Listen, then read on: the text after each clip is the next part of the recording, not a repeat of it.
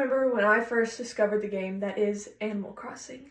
I was with my sister at my aunt's house who had the first Animal Crossing on the GameCube, and she let us play it, and automatically I fell in love, and I've been playing Animal Crossing since.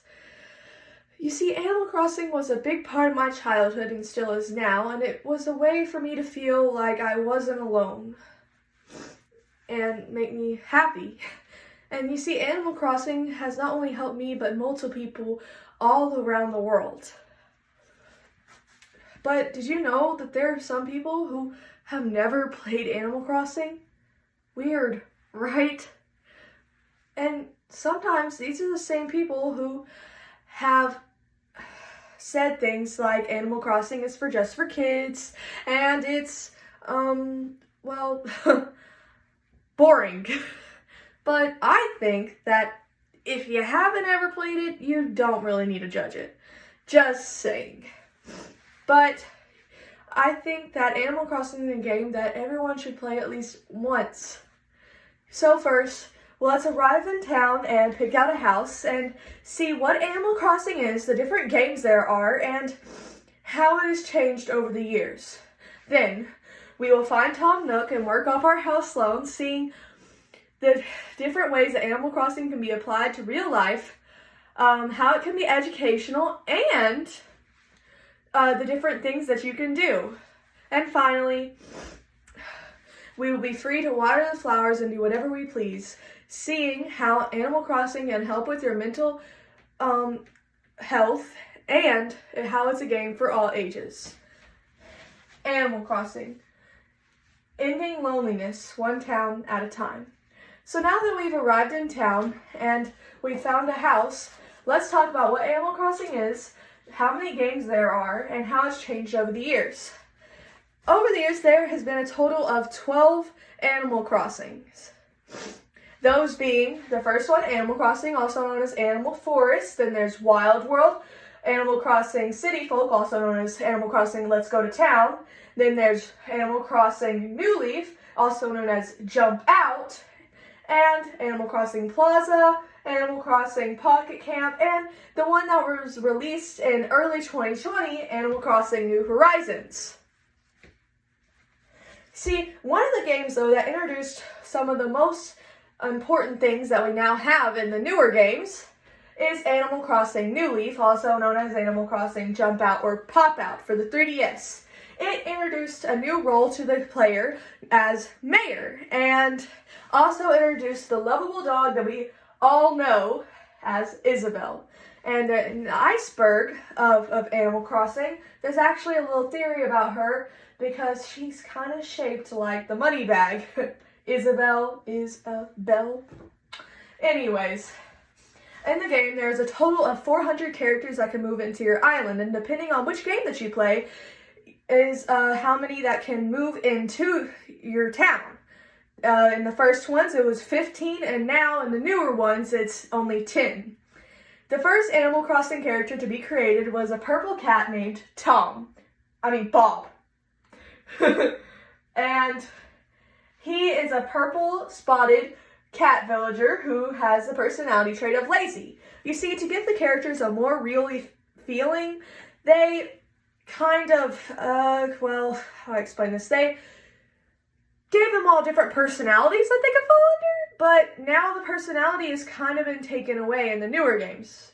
But the personality traits that they all fall under is either smug, snooty, jock, cranky, sisterly, uchi, lazy, peppy, and normal. You see, according to a source, they said that the characters in New Leaf seem much more full of life than they do in New Horizons, which isn't good because now the only way that you can really get a character to be mean to you is if you hit them over the head. So they think that the conversations are bland and very one-dimensional.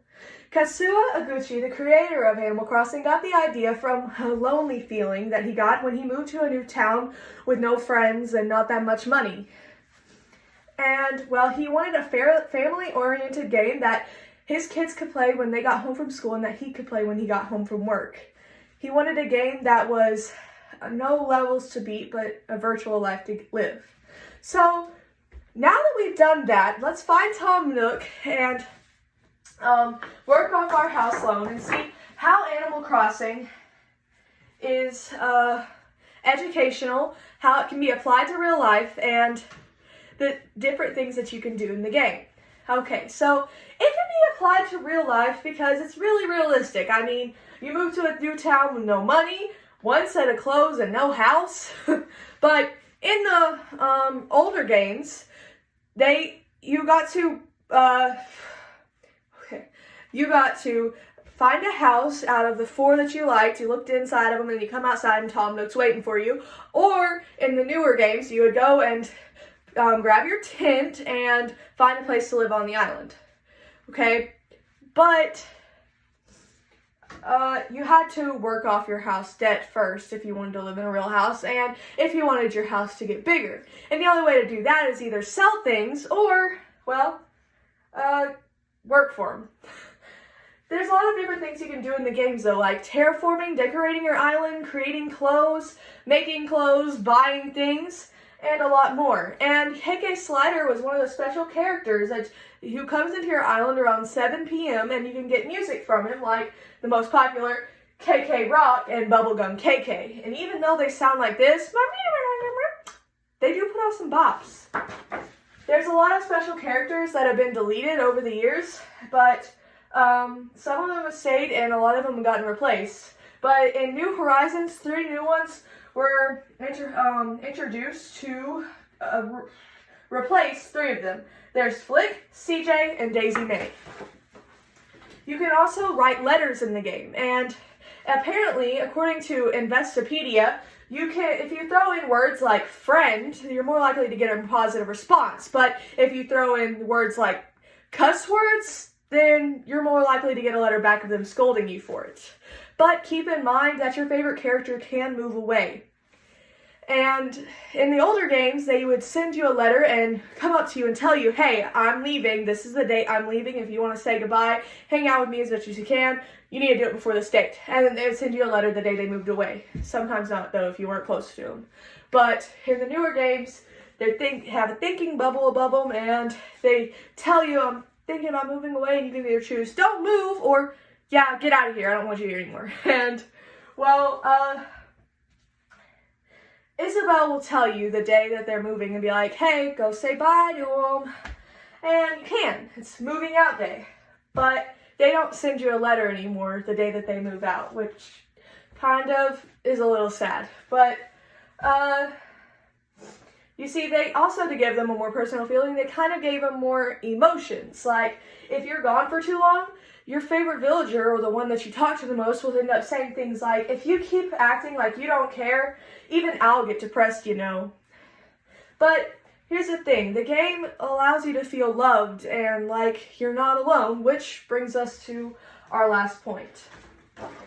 So, now that we've done all of that, we can finally come back and be free to water the flowers and do what we please, seeing how Animal Crossing is good for your mental health and how it's a game for all ages. Okay, so it's a game for all ages because you can do whatever you want to, and it allows you to be very creative.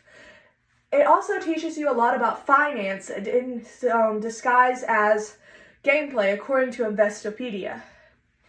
But not only that, it's also really good for your mental health because it provides you long-lasting friendships that you can never replace. Like, Bruce. It's really a nice thing to have. And so here's the thing. This game came out in 2020, and people think that it's the game of the coronavirus because it let them do a lot of things like go outside while we were on quarantine. But not only that, it also helps people with disabilities and people who have mental illnesses. Like, a lot of people with depression claim that this game helped them through those times. And according to a girl on Reddit, she said that she had never built a snowman before, but because of her disability. But because of Animal Crossing, she has now, and it made her really happy. And a lot of people have commented saying that Animal Crossing also did that for them, and allowed them to do things that they could never do in real life, which is kind of amazing. But now that we've talked about that, let's talk about this. So, now that we arrived in town, found our house, and learned what Animal Crossing is, the different things you can do in the game, and how it's changed over the years, and how many games there are, and we found Tom Nook and worked off our house loan and saw how Animal Crossing applies to real life, how it can be educational, and the different things you can do. And then we were finally free to water the flowers and do whatever we wanted to, and saw how it was good for our mental health and how it's a game for all ages. We can finally come back and see how Animal Crossing is a good game that everyone should play at least once, because it provides you everlasting friendships, well, at least until your controller dies or whatever you're playing on. But I'm going to tell you with what Bruce once told me. Get out there and live a really good life. Thank you.